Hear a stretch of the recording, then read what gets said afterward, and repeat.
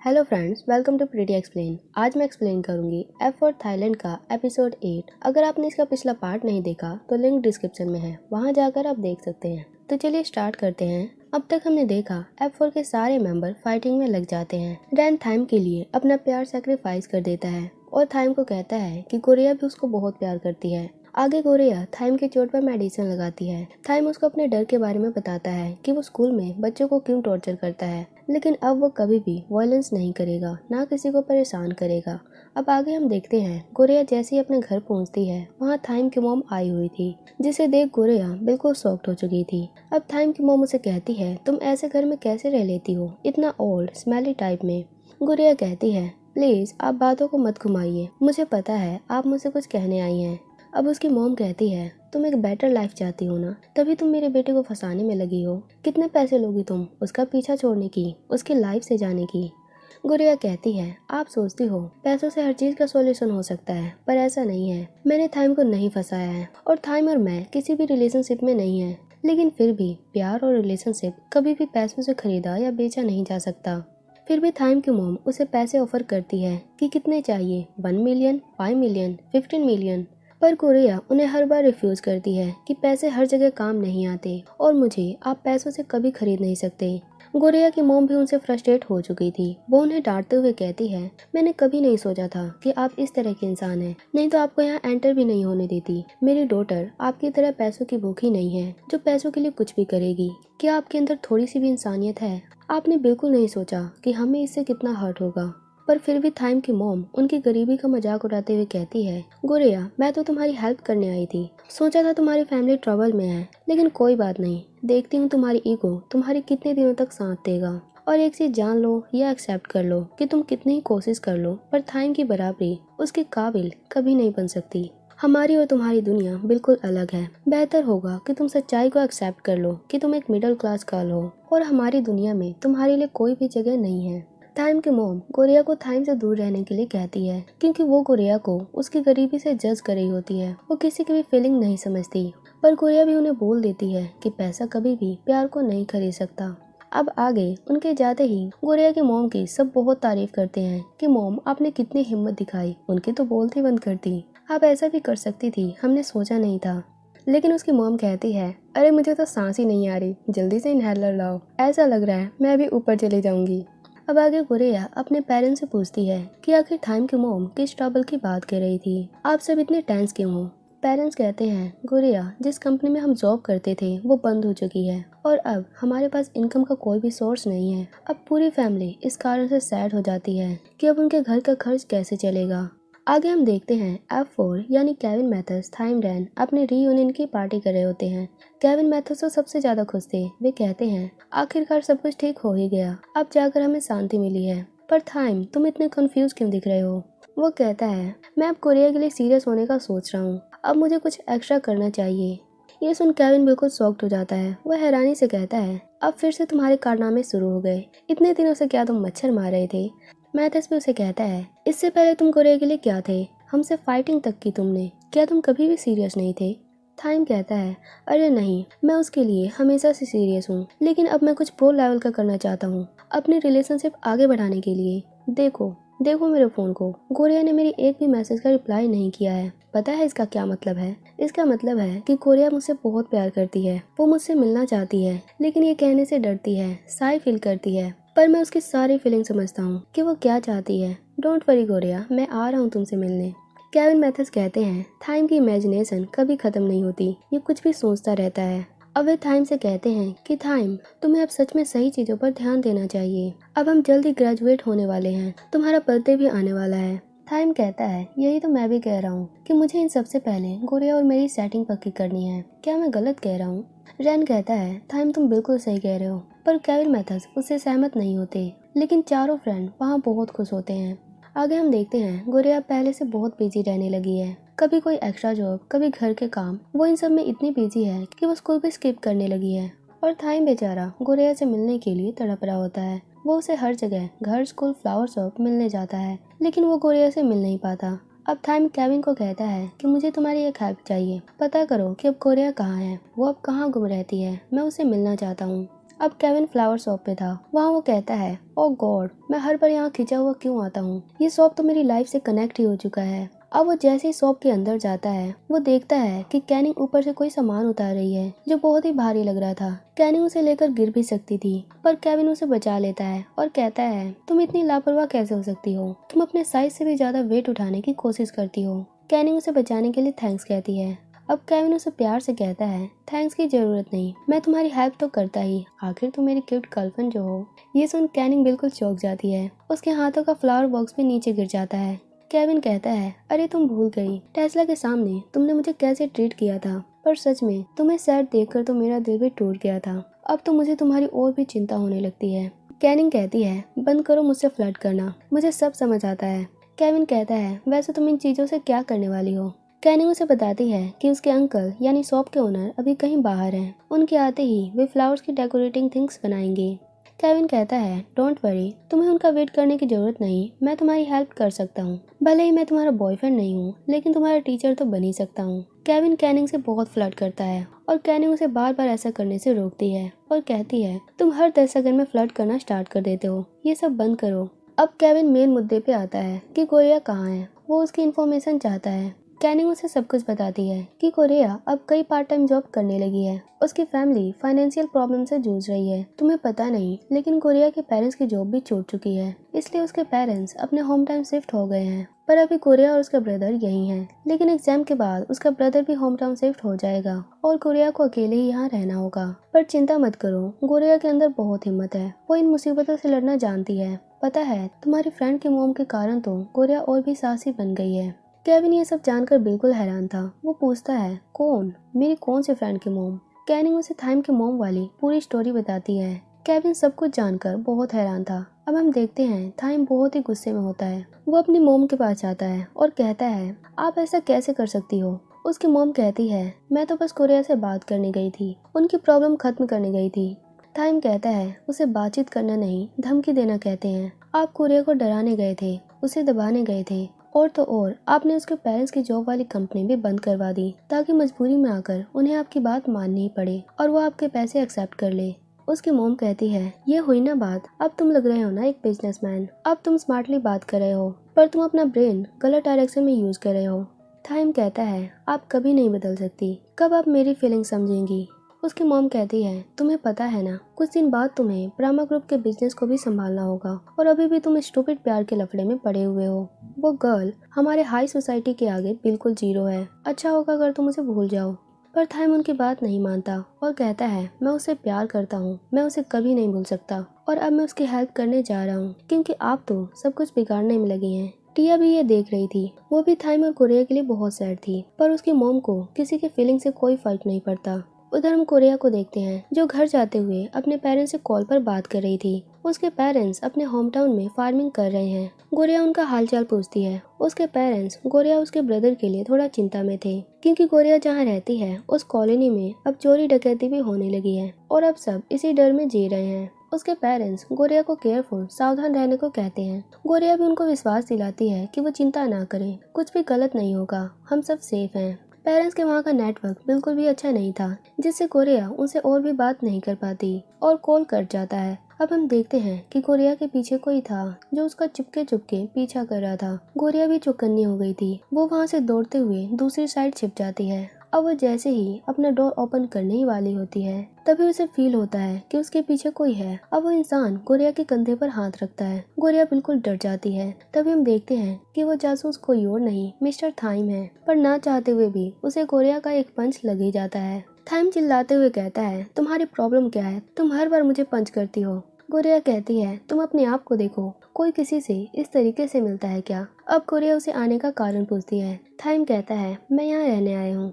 गोरिया कहती है, पागल मत बनाओ, मुझे पता है तुम जैसे लोग किसी बड़े होटल या किसी आलीशान महल में रहते हैं और यहाँ कुछ भी ऐसा नहीं है। थाइम कहता है, तुम्हें क्या लगता है मैं इधर नहीं रह सकता, तुम मेरे बारे में कुछ नहीं जानती। जब मेरा मन किसी जगह से बोर होता है तो मैं दूसरी जगह ट्राई करता रहता हूँ। दरअसल थाइम ने एक घर खरीद लिया होता है जो बिल्कुल कोरिया के घर के ठीक सामने था, क्योंकि अब वो कोरिया को अकेला छोड़ना नहीं चाहता और अब वो कोरिया का एक नेबर भी बन चुका है जो उसे हमेशा परेशान करेगा। गोरिया तो अभी से ही इरिटेट फील करने लगी थी। उधर टिया अपनी मॉम से रिक्वेस्ट करती है कि प्लीज क्या आप थाइम को उसकी लव लाइफ में फ्रीडम नहीं दे सकती, पर उसकी मॉम टॉपिक चेंज करते हुए कहती है तुम्हें कल बिजनेस मीटिंग के लिए सिंगापुर भी जाना है, जाओ और तैयारी करो। टिया कहती है आपने मेरी तो फोर्सफुली वेडिंग करवा दी और मैं उसके लिए मान भी गई, पर प्लीज थाइम के साथ ऐसा मत करो, मैं सिर्फ आपसे थाइम की खुशी मांग रही हूँ। लेकिन उसकी मॉम कुछ भी नहीं सुनती और डांटते हुए कहती है हैप्पीनेस, जैसे तुम अब बिल्कुल खुश नहीं हो, ये जो अब सब तुम्हारे पास है,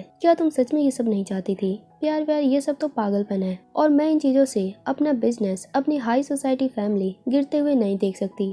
थाइम की मॉम उसकी कोई भी बात नहीं मानती। टिया कहती है सच में आप कभी नहीं बदल सकती, इस बार तो आपने हद पार कर दी है। ये कहते हुए टिया वहाँ से चली जाती है। उसकी मॉम कहती है परफेक्शन के लिए हम जो भी करें उसे हद पार नहीं कहते। इसका सीधा मतलब ये था कि वो अपने पावर को बरकरार रखने के लिए कोई भी चाल, कोई भी फैसला ले सकती है, चाहे उस फैसले से किसी को कितना ही हर्ट हो, उन्हें उसे कोई फर्क नहीं पड़ता। अब हम कोरिया को देखते हैं। वो थाइम पर चिल्लाते हुए कहती है तुम बिल्कुल पागल हो, तुमने इस तरह के हाउस के लिए इतने मिलियंस पे किए, पर क्यों? क्या तुम यहाँ रह पाओगे? ये तुम्हारी आलीशान महल से बिल्कुल अपोजिट है। थाइम कहता है मैं तुम्हारी सेफ्टी के लिए कुछ भी कर सकता हूँ, मुझे पता है कि अब तुम्हारी फैमिली किस ट्रबल में है और यहाँ अब चोरी का भी डर बढ़ने लगा है, सो प्लीज मैं तुम्हारी हेल्प करना चाहता हूँ, मुझे ये सब करने दो, नहीं तो मुझे इस बात का पूरी जिंदगी पछतावा रहेगा कि मैंने तुम्हारी हेल्प नहीं की, तुम्हारी केयर नहीं की। अगर तुम्हें कुछ हो गया तो मैं अपने आप को माफ नहीं कर पाऊंगा। गोरिया हंसते हुए कहती है क्या सच में? क्या तुम यहाँ रह पाओगे? तुम अपनी केयर तो कर नहीं पाते, दूसरों की कैसे करोगे? थाइम कहता है ओह तुम मुझे चैलेंज कर रही हो? ये मिस्टर थाइम है, जो ठान लेते हैं वो करके दिखाते हैं। अब रात हो जाती है। हम देखते हैं थाइम ने जो कहा था वो उसका बिल्कुल अपोजिट करता है। वो चिल्ला चिल्ला कर गोरिया को परेशान कर देता है, उसे कभी चैन से सोने नहीं देता, कभी उसे वॉशिंग मशीन सेट करने के लिए तो कभी कॉकरोच को देखकर चिल्लाने लगता है और गोरिया बेचारी बार बार उसकी हेल्प करने आती है। थाइम कहता है गोरिया देखो उसको, उस 6 लेग्स वाले कीड़े को, पता है वो कभी चल रहा है तो कभी स्टैचू की तरह बैठा है। और गोरिया बिना डरते हुए उस कॉकरोच को पकड़ लेती है और थाइम को टीज करने लगती है। कभी थाइम उसे कहता है देखो गोरिया मेरे शर्ट पर इतना बड़ा होल कैसे हो गया, मैं अब इसे कैसे पहनूंगा। थाइम को आयरन भी चलाने नहीं आता था। अब थाइम का तो रोज का शेड्यूल बन चुका था कि रात को गोरिया को कैसे परेशान करना है। अब थाइम नहीं, गोरिया थाइम की केयर कर रही थी। वो थाइम के कारण बिल्कुल पागल हो गई थी। जब वो स्कूल जाती है वहाँ बाकी गर्ल्स अपने मेकअप करने में शो ऑफ में लगी थी। उधर गोरिया उनसे बिल्कुल अपोजिट अपने काम के कारण बिल्कुल थकी हुई थी, उसके बाल बिखरे हुए थे। वो कैनिंग से कहती है कि इन गर्ल्स के पास इतना टाइम कहाँ से आता है, उनकी लाइफ कितनी अच्छी है और मुझे देखो, कभी जॉब करना, कभी स्टडी करना, कभी फैमिली की केयर करना, और तो और अब तो मेरे लाइफ में एक मॉन्स्टर भी आ चुका है जिसका नाम है थाइम। वो तो मुझे चैन से सोने भी नहीं देता, पता है अब मैं उसे दिन में 4-4 बार देखती हूँ। वो मुझे बहुत परेशान करता है, मैं क्या करूँ?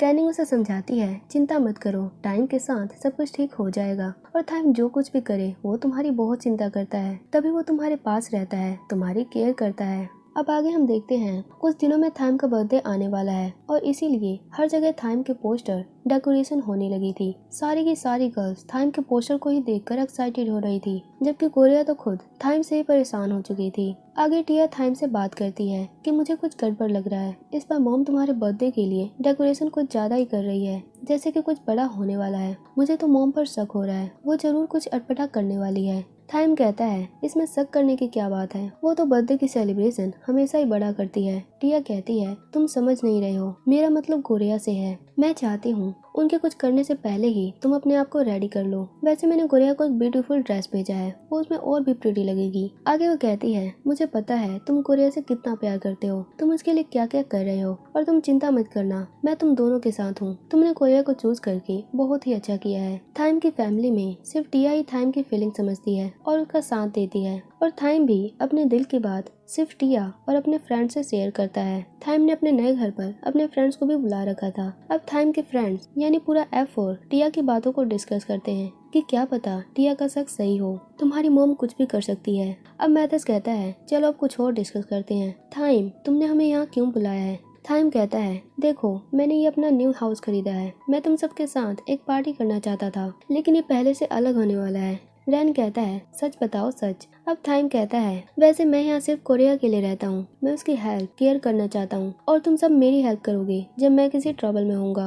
अब केविन कहता है चलो ठीक है, लेकिन डिनर कहाँ है, हम भूख से मरे जा रहे हैं, तुम हमें खाना कब दोगे? थाइम कहता है रुको, बस 2 मिनट रुको, मैं अभी डिनर तैयार करता हूँ। केविन मैथर्स उसे टीज करते हुए कहते हैं क्या बात है, अब थाइम भी कुकिंग करने लगा है। अब थाइम सबके लिए नूडल्स कुक करता है। केविन कहता है क्या घर है, ना एसी, ना कोई एंटरटेनमेंट, ये होती है ना सचमुच का लग्जरी हाउस। अब थाइम उन्हें नूडल्स खाने को देता है और कहता है रुको, बस 2 मिनट। वो अब टीवी के एंटीने को ठीक करता है और ऑन करते हुए कहता है देखो, ये होती है खाते हुए एंटरटेनमेंट, जो बहुत ही मजेदार होता है और तुमने कभी भी ये सब पहले एक्सपीरियंस नहीं किया होगा। केविन कहता है मुझे नहीं लगता ये इतना एंटरटेनिंग होगा। पर जैसे वे खाना स्टार्ट करते हैं वे सारे के सारे उस टीवी सीरियल में खो चुके थे। ये वही टीवी सीरियल था जो गोरिया अपनी फैमिली के साथ भी देखती है और अब थाइम भी इस टीवी शो को बहुत लाइक करता है। चारों फ्रेंड उस सीरियल को बहुत एंजॉय कर रहे थे। वे कहते हैं सच में ये मेन लीड बिल्कुल बुद्धू है, कितना सहेगा। और वे सास बहू की फाइटिंग देख बहुत खुश हो रहे थे। उधर गोरिया उस ड्रेस को देखती है जो टिया ने उसे गिफ्ट किया था। वो थोड़ी सैड दिख रही थी। उसका ब्रदर पूछता है क्या तुम सच में थाइम के बर्थडे में नहीं जाना चाहती। गोरिया उसे अपना सारा कंफ्यूजन बताती है कि वो नहीं चाहती कि फिर से उसे कोई गलत समझे, कोई बात बनाए, खास तौर पर थाइम की मॉम। उसका ब्रदर उसे समझाता है कि चिंता मत करो, हमारी सारी प्रॉब्लम धीरे धीरे ठीक हो जाएंगी, बस तुम थोड़ा पेशेंस रखो। गोरिया उसे उसकी हिम्मत बढ़ाने के लिए थैंक्स कहती है। तभी थाइम अचानक से वहाँ आ जाता है और गोरिया की वो न्यू ड्रेस उसके ब्रदर की खाने की प्लेट पर गिर जाती है। थाइम फिर से उसे एक बच्चे की तरह परेशान कर रहा था। हुआ ये था कि थाइम का टीवी फिर से खराब हो गया था जिसे वो गोरिया से ठीक करवाना चाहता था, पर गोरिया उसे कहती है कि वो उसे बाद में ठीक कर देगी। गोरिया तो पहले से ही परेशान थी, पर अब उसकी परेशानी और भी बढ़ जाती है क्योंकि अब उसकी ड्रेस पर स्टेन लग चुके थे। अब वो लॉन्ड्री शॉप पर जाती है। वहाँ शॉप ओनर उसे ज्यादा चार्ज करने लगता है जिसे गोरिया कम करने को कहती है, पर वो शॉप ओनर बहुत ही लालची टाइप का था और उसे ठगने की सोच रहा था। तभी वहाँ एक बॉय आता है और उस शॉप ओनर को कहता है ऐसा स्टेन तो मेरे फ्रेंड की ड्रेस पर भी लगा था और वो तो इससे भी कम फीस में ठीक हो गया था। इससे दुकानदार की बोलती बंद हो जाती है और वो गोरिया की ड्रेस उसी रेट में धोने के लिए मान जाता है। गोरिया उस बॉय को थैंक्स कहती है। अब वो फ्लावर शॉप पर होती है। वहाँ उसके ऑनर कहते हैं मुझे तो लगता है अब मुझे नेचुरल फ्लावर की जगह प्लास्टिक के फ्लावर की सेलिंग स्टार्ट कर देनी चाहिए। तुम इतनी सैड क्यों रहती हो। गोरिया कहती है पता नहीं, लेकिन अब मुझे कुछ भी अच्छा नहीं लग रहा। दरअसल गोरिया थाइम की मॉम के कारण परेशान थी। उन्होंने जो उसे कहा था कि वो थाइम के काबिल बिल्कुल भी नहीं है। अब कैनिंग उसे कहती है गोरिया मुझे पता है तुम अभी किसी चीज से बहुत ही स्ट्रेस हो, लेकिन एक चीज याद रखो, हर इंसान इस दुनिया को अलग नजरिए से देखता है। जैसे मैंने आज तक तुम्हारा दिया हुआ मेरा बर्थडे गिफ्ट संभाल कर रखा है। ये ब्रेसलेट मेरे लिए बहुत ही प्रीशियस है। उसके ऑनर कहते हैं देखो, मैंने भी आज तक तुम्हारा दिया हुआ पिंक विग संभाल कर रखा है जो तुम पिछले साल मेरे लिए लाए थे। कैनिंग कहती है मैं बस यही कहना चाहती हूँ कि अगर तुम थाइम की थोड़ी और केयर करोगी, उसे अपनी लाइफ में आने की जगह दोगी, तो तुम्हारा प्रॉब्लम धीरे धीरे जरूर सॉल्व हो जाएगा। गोरिया कहती है मुझे पता है थाइम मेरे लिए अपने आप को कितना बदल रहा है, मेरे लिए कितना कुछ कर रहा है, लेकिन फिर भी पता नहीं मुझे ये सब कुछ इम्पॉसिबल लग रहा है। उसके अंकल कहते हैं तुम ज्यादा मत सोचो, हमेशा नेगेटिव सोचती हो, थोड़ा टाइम लगेगा लेकिन देखना सब कुछ ठीक हो जाएगा। अब अगले दिन हम देखते हैं थाइम गोरिया के लिए ब्रेकफास्ट तैयार करता है, उसके ब्रदर को स्कूल के लिए रेडी करता है। गोरिया ये सब देखकर बहुत ही खुश थी। वो उसे पूछती है क्या तुम्हें कुकीज खाना पसंद है। वो थाइम को ये नहीं बताती कि वो ये क्यों पूछ रही है। अब जब वो स्कूल में होती है वो कुकीज बनाने की रेसिपी देखते हुए दूसरी साइड जा रही थी। वहीं एक रूम में थाइम अपने बाकी F4 मेंबर के साथ बैठा था। वहाँ थाइम उनसे कहता है गाइस अब मुझे कुछ सुकून मिल रहा है, नहीं तो उस पथरीले बिस्तर से तो मेरी कमर ही अकड़ गई थी। केविन कहता है वैसे तुम वहाँ रहते क्यों हो, सब कुछ हैंडल कैसे करते हो। थाइम कहता है अरे तुम्हें नहीं पता, मैं तो बस गोरिया का सोने का वेट करता हूँ, फिर अपने सारे क्लोथ्स बाहर से लॉन्ड्री करवा के मंगवा लेता हूँ, और वो तो इतनी बुद्धू है कभी मेरा प्लान नहीं जान पाएगी। अब रैन कहता है तुम तो कहते थे तुम वहाँ गोरिया की सेफ्टी के लिए गए हो। थाइम कहता है तुम्हें नहीं पता मेरा सात्विक दिमाग कितना तेज है, मैंने उस कॉलोनी के चारों ओर अपने सिक्योरिटी गार्ड्स लगा रखे हैं, इसलिए मुझे किसी भी चीज का डर नहीं है। और देखना गोरिया मुझसे कितनी इम्प्रेस होगी, सच में वो बहुत ही भोली है, उसे मैं कैसे भी बुद्धू बना देता हूँ। और ये सारी बातें गोरिया सुन लेती है। अब वो थाइम के पास जाती है और कहती है जरा दोबारा कहना मैं कितनी स्टूपिड हूँ। अब वो थाइम को डांटने के साथ साथ उसकी बहुत धुलाई करती है। ये देख केविन मैथर्स रैन वहाँ से गायब हो जाते हैं क्योंकि उन्हें भी डर था कि गोरिया उनकी भी कहीं धुलाई न कर दे। आगे गोरेया कचरे को फेंकने जाती है। वहाँ वो थाइम के पोस्टर को देखकर गुस्से में आ जाती है। वो उस पर कार्टून ड्रॉ करने लगती है। तभी वहाँ वो उसी बॉय से मिलती है जो उसे लॉन्ड्री शॉप पे मिला था। वो उसे बताता है कि मेरा नाम तलाय है और यहाँ स्कॉलरशिप पर पढ़ रहा हूँ। यहाँ मेरा न्यू एडमिशन है। मैं बाकियों की तरह रिच नहीं हूँ, इसीलिए मैं यहाँ के बच्चों से दूर रहता हूँ। वो गोरेया को ड्रॉ करता देख कहता है, लगता है तुम्हें भी F4 पसंद नहीं है। पता नहीं ये सारे अमीरजादे अपने आप को इतना क्लेवर क्यों समझते हैं। गोरेया भी उसकी बातों से सहमत होती है। अब वे दोनों थाइम के पोस्टर पर किक मारकर अपना गुस्सा उतारते हैं। तभी टीचर उन्हें ऐसा करता देख उन्हें डांटने आती है, पर गोरेया और तलाय वहाँ से जल्दी से भाग जाते हैं। आगे तलाय गोरेया को घर ड्रॉप करता है और कहता है, जैसे कि तुम्हें जॉब की जरूरत है, मैं तुम्हारे लिए पार्ट टाइम जॉब जरूर ढूंढूंगा। तुम ज्यादा परेशान मत होना। गोरेया से थैंक्स कहती है। अब आगे गोरेया अपने घर में जाती है। वहाँ वो टिया की ड्रेस देखकर बहुत सैड हो गई थी। अब वो थाइम के घर जाकर उस ड्रेस को वापस कर देती है और मेड को कहती है, टिया को कह देना मैं ये नहीं ले सकती। मेड भी ये देखकर बहुत सैड हो जाती है, क्योंकि वो भी थाइम और गोरेया के प्यार को जानती थी। अब वहाँ गोरेया रैन को देखती है। रैन गोरेया का मूड ठीक करने के लिए उसे एक जगह लेकर जाता है। वहाँ उसे कहता है, तुमने वो ड्रेस क्यों वापस किया? तुम उसमें बहुत ही ब्यूटीफुल लगती। मैं उस ड्रेस में तुम्हें देखना चाहता था।